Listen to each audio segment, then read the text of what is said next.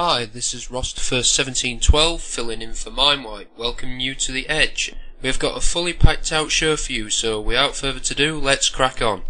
Professor Rivers, I'm sorry to say that I'm unable to attend class today due to a bear attack, a life-threatening illness. Die! This was totally worth skipping class! I seem to have mesothelioma, but the doctor says I'll be okay after 40 hours of gameplay. Rest. Burn, bitch!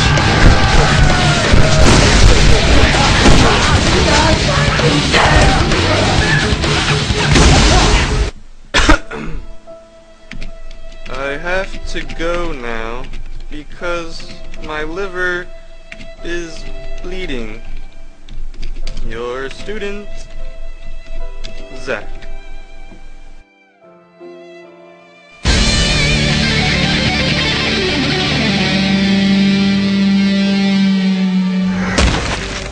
Borderlands.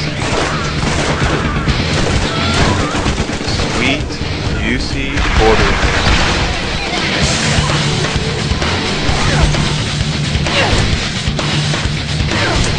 Borderlands is an FPS RPG by Gearbox.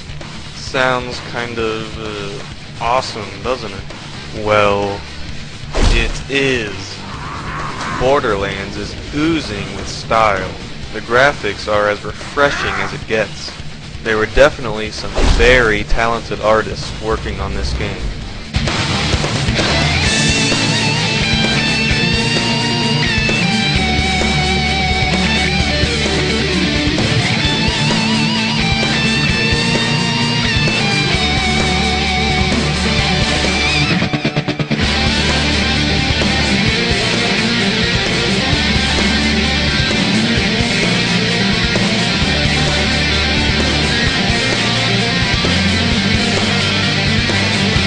The gameplay works like a traditional RPG.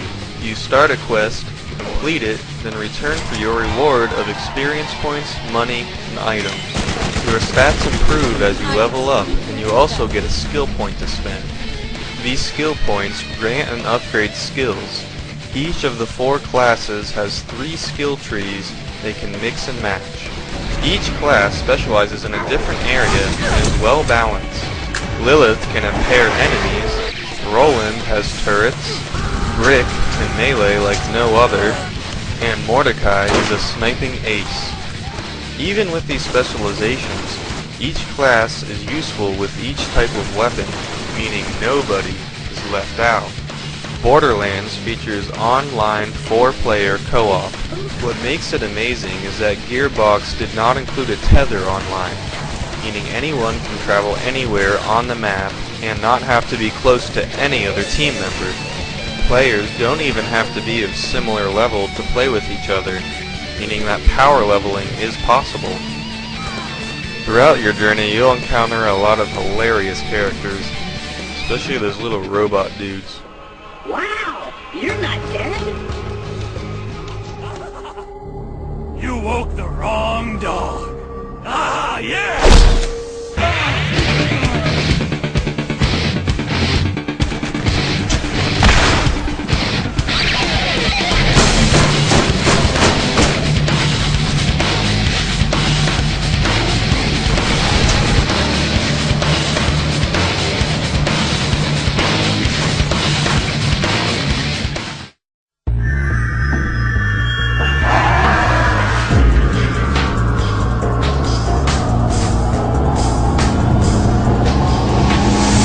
Two things about it that are worth knocking points off for are the weak storyline and its repetition. It also progresses moderately slow. There is also a single player mode, but you need online capabilities to have some real fun. Borderlands has far more going for it though. The action is heart-pounding, the variety of guns is amazing, and the online play is spectacular. When you beat a tough mission, the feeling is very rewarding. Borderlands gets a solid 9 out of 10 from Darko Gaming. Hey, by the way, does anyone know what mesothelioma is?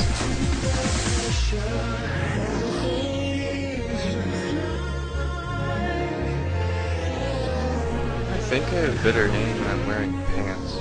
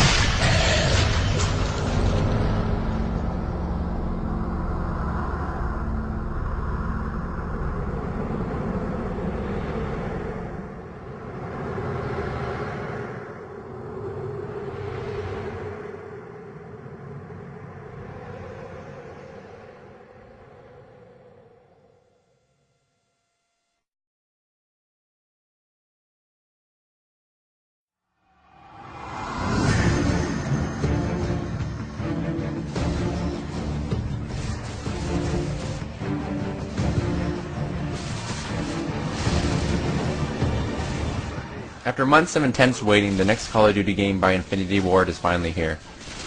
Call of Duty Modern Warfare 2 continues the story that players were left with from the previous Modern Warfare, and includes some new and intense features. Does the game live up to all the hype, or are we just getting the same game with a few new additions?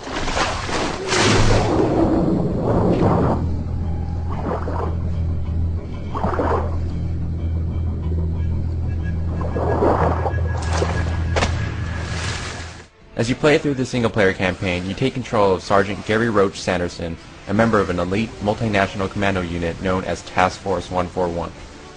Other characters return, such as Sergeant Soap McTavish, as well as other familiar faces. The story is set about 5 years after the first Modern Warfare, and the Russian nationalists have returned under the leadership of Vladimir Makarov. You play through various stories that ultimately come together, which makes it interesting and allows the story to keep moving you forward.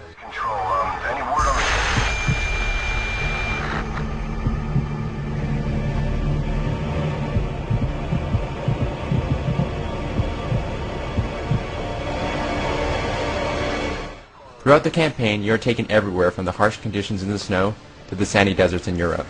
There are also driving levels such as snowmobiles and water rafting, which break up the pace of all the shooting on foot.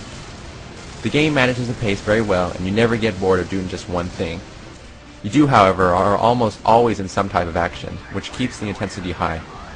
The single-player campaign takes about 6 to 10 hours to finish, depending on your difficulty, which is similar to the first game, but it is also worth every second of your time. I got your back, Roach.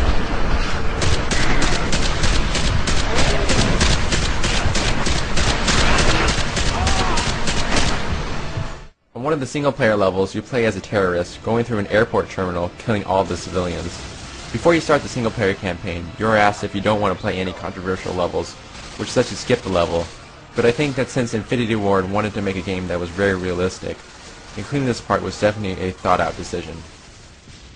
The gameplay has pretty much stayed the same from the previous Call of Duty games, so if you're expecting something different, no, it's still the great Call of Duty formula. There are new weapons such as the TAR-21, which is a new assault rifle, and the Riot Shield, which you do get to use in the single-player campaign.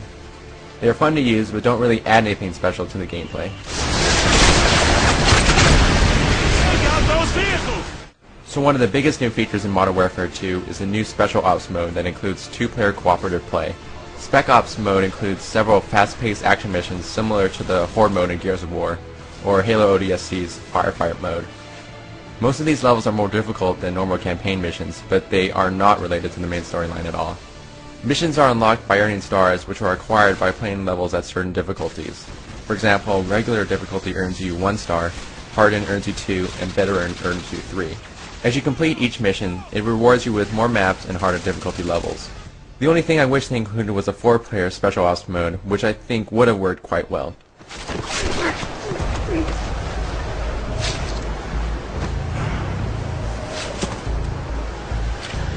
Let's go.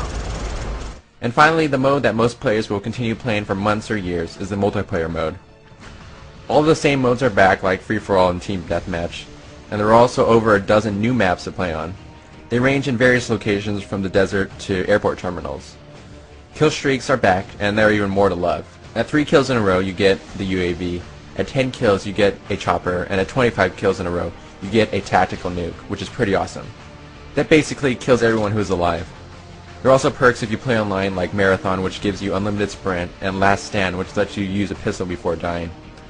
The Martyrdom perk is now gone, since a lot of players did not like that one at all.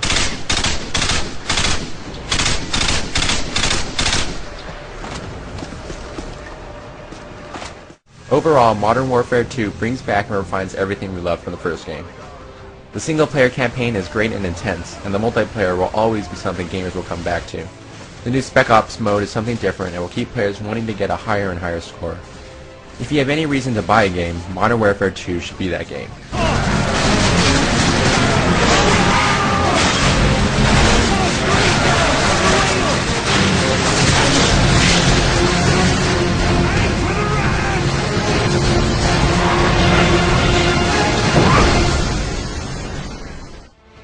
We give Call of Duty Modern Warfare 2 a 9.7 out of 10.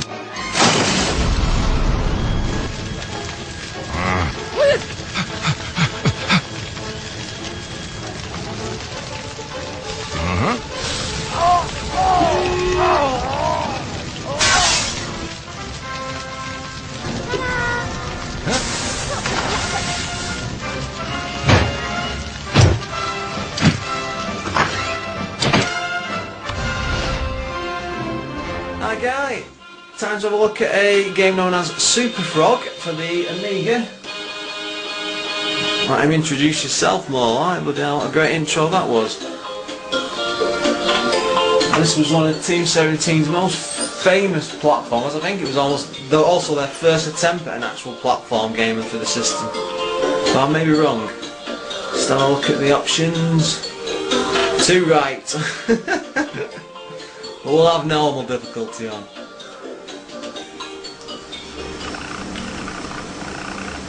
I'm hoping this will be a good conversion. Seems to have got music from the off.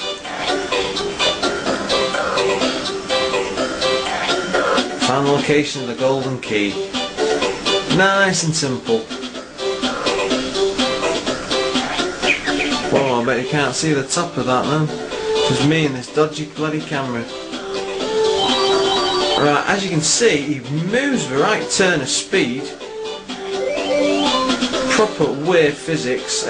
Fire doesn't seem to do anything. Ups jump. Oh, but that's an enemy, so. You wouldn't actually believe that I was actually pretty good at this back in the day. Crap. Oi. Oh, straight into the Edge Ep. You got nothing on Sonic.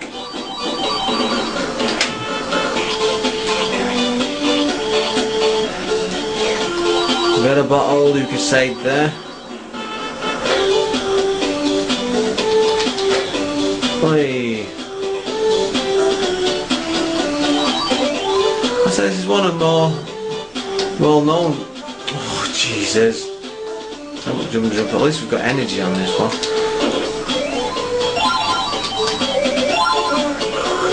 Oh, now I've got a weapon. I've picked some up. I've pressed fire. I fire. Looks like a green snot. Oh bloody hell!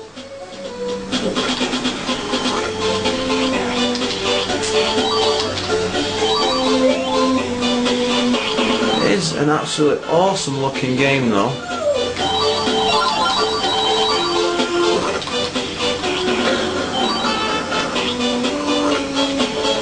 Oh, that's it, now I've lost the other weapon, but by using these wings it seems I can fly.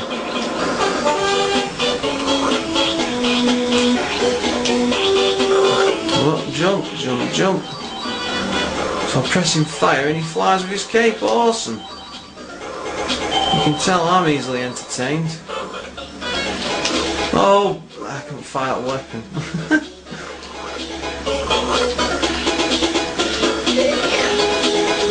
I can't remember, I think the point of the level is to maybe collect a set amount of coins or something, I don't know.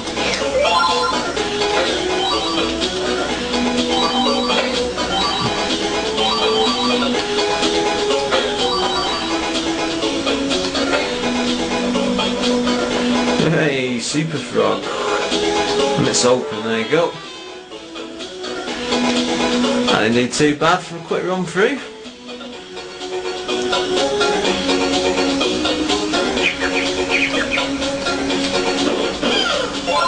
I think it's a pretty simple platformer, but bloody hell, for an Amiga game it's a pretty decent turn of speed as well. Hey, not Sonic speed, but I'm sure that's what it was compared to back in the day. The problem is, back in the day for me, I had an Amiga 600 with a 20 meg hard drive. Bloody hell. That was such a godsend at the time, especially when you were playing games like Monkey Island 2, where they've got come with like 12 floppy disks. You know, absolutely insane amount. You could just copy the entire game onto the hard drive and run it straight from there.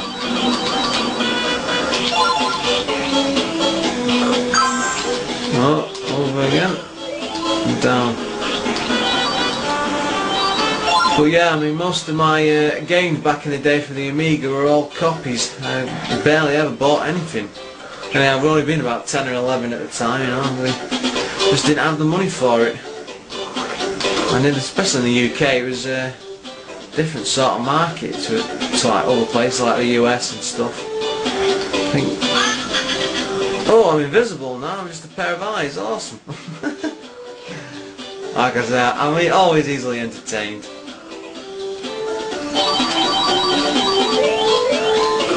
Oh, I've got him. Come on. Oh, I thought I was invincible for a minute. What happened there? Boing. You gotta love the sound effects on this. Oh God, there we go. Found the secret passageway and another one. Sounds a bit like Lemmings with the noises. Hey, I think that means the exit's open. Let's see if we can find the bloody thing.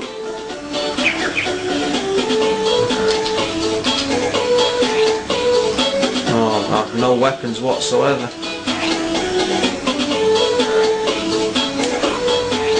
So yeah, I'm gonna say, guys, it's a cracking game. It's a lot of fun. So if you've got an Amiga, I can well recommend it.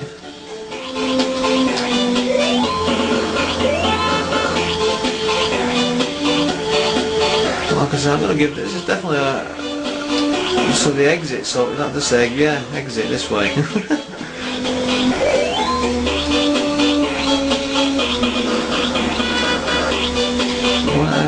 where is that damn exit? So yeah, 4 out of 5 game this for me. I think it still holds up pretty well to this day. There we go. Ooh, bloody hell, that was close. Oof.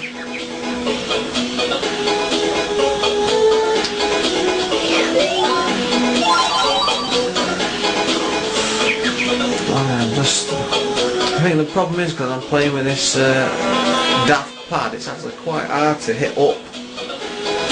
I need to get a proper Amiga joystick at some point.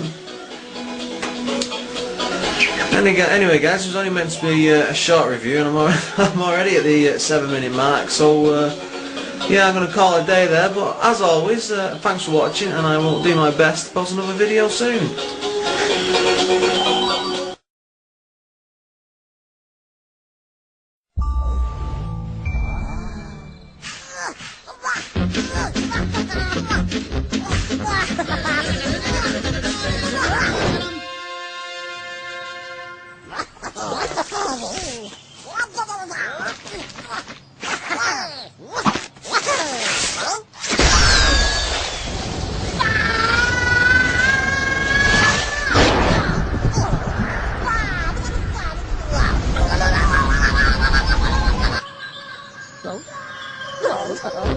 One way or another, they will get to the moon.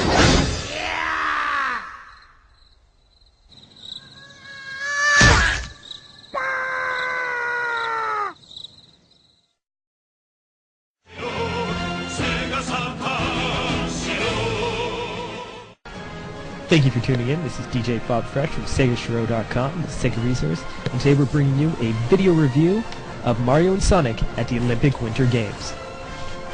Now, Mario and Sonic at the Olympic Winter Games is an officially licensed video game of the Olympics, which is pretty cool.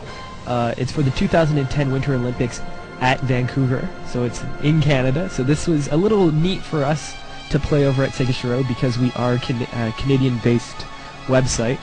And yeah, this game is a lot of fun. It's not, it's not your hardcore gamers game, but it is a good, fun multiplayer game and a great game to have with friends.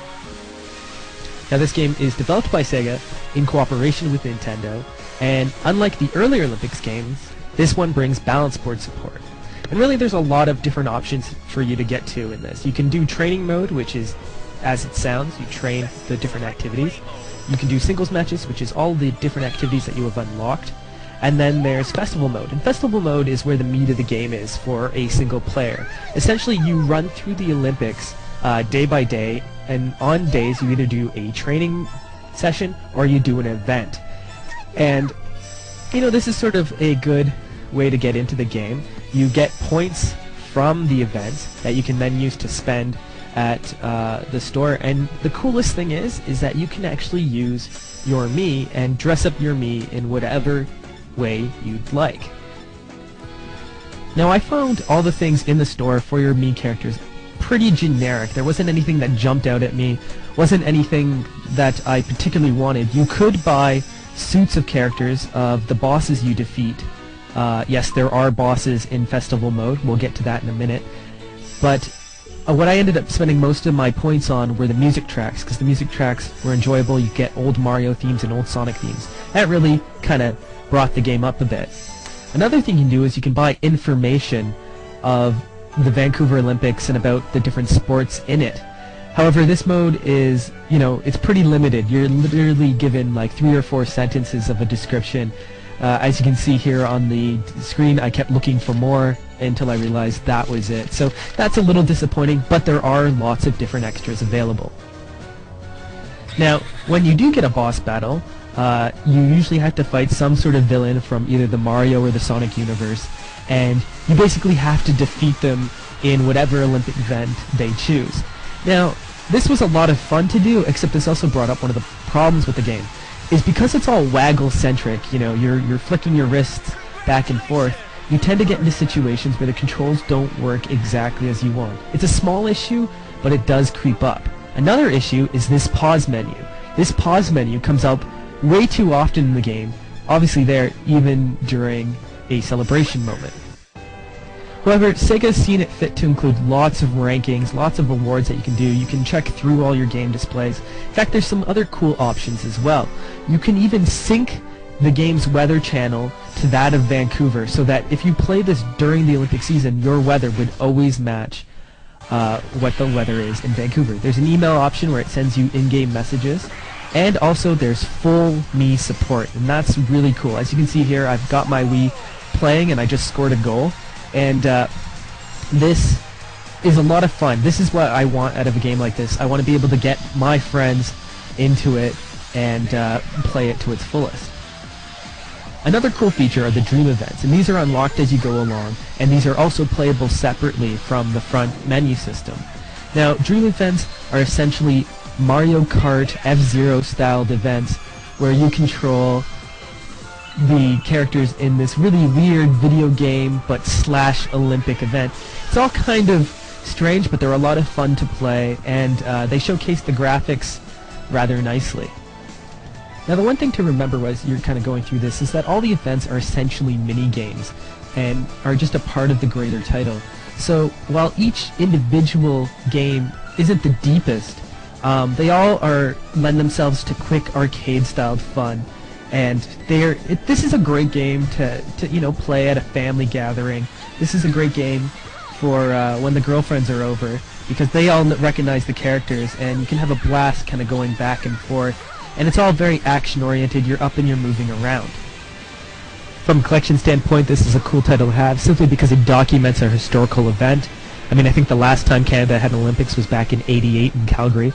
And this game has managed to do a bit of the unthinkable, and that is, it made figure skating and curling two of the best mini-games in this collection. Regardless of your gamer type, if you're a hardcore or if you're just casual, the one thing that this game is fun. If you're a fan of Mario and Sonic, it's definitely worth checking out.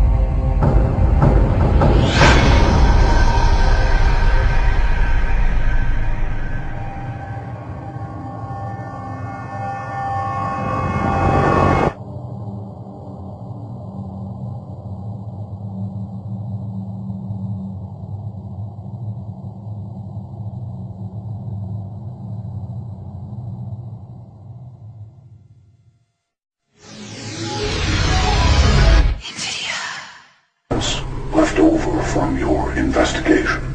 Here's what happens if you lose. It's me, Dylan, and this is my review of Saw the video game. Saw movies are really enjoyable, and the game gives you the same feel and enjoyment as the movie does. The big thing is that the game is actually fun and enjoyable if you don't have an idea of what Saw is all about. As obvious, Jigsaw got a question. Would you like to play a game?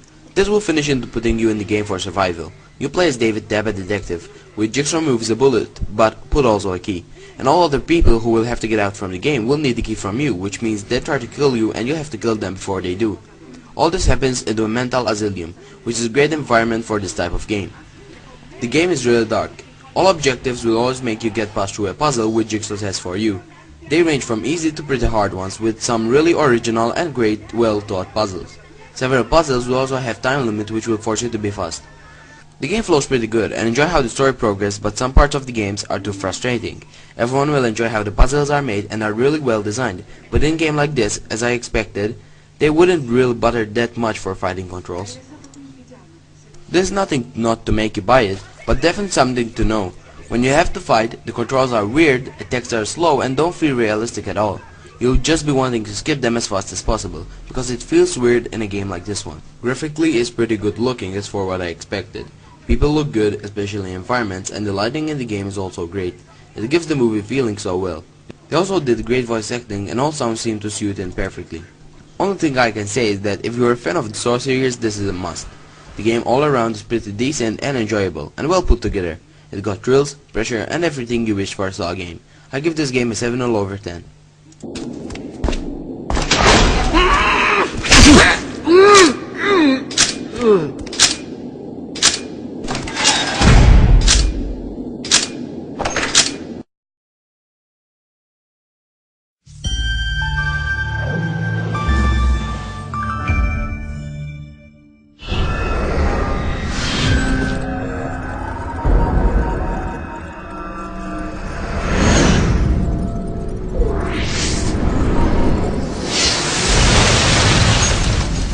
Ezio! Father! What's happened? There's no time. Return to the house. In my office is a hidden door. Take everything you find inside. Much of it may seem strange to you, but all of it is important.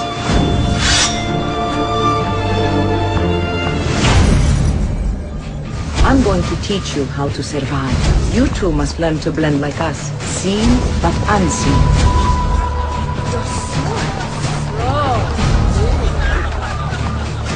My Uncle Mario owns a villa near Monteriggioni.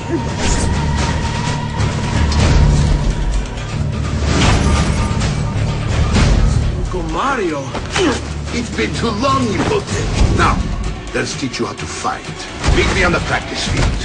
Where you stand and how you move can make all the difference. I fight at your side anytime.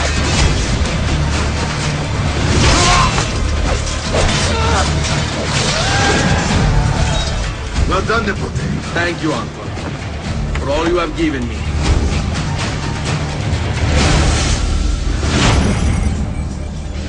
So, what brings you to me? I was hoping you could help me with something. I want to learn to climb the way you do. Va bene, I can do that. Rosa is most dear to me. If I had lost her...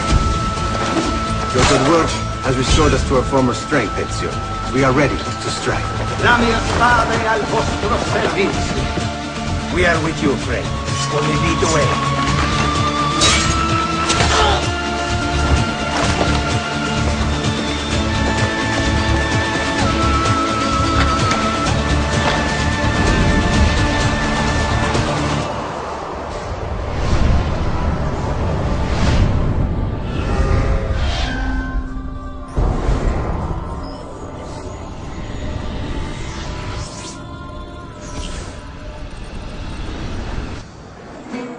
Wondrous deeds he has performed for the good of all. Come to pay the evil ones, come to watch them fall. Well, that's the end of the episode. I hope you enjoyed it.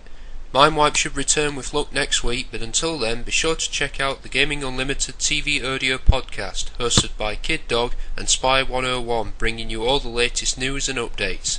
Also, you can email The Edge with any suggestions and submissions to edge@gamingunlimitedtv.com. Also, why not leave us an iTunes review? Till next time folks, we'll leave you with this final vid. Have you met Toad? He's Princess Peach's PA. Just between us, I think he's definitely gay. You may not agree, but listen close and you'll see he's very likely to be a big gay. He shops for shoes, like Aretha Franklin at a big hat store. He's a Judy idolizer with facial moisturizer galore.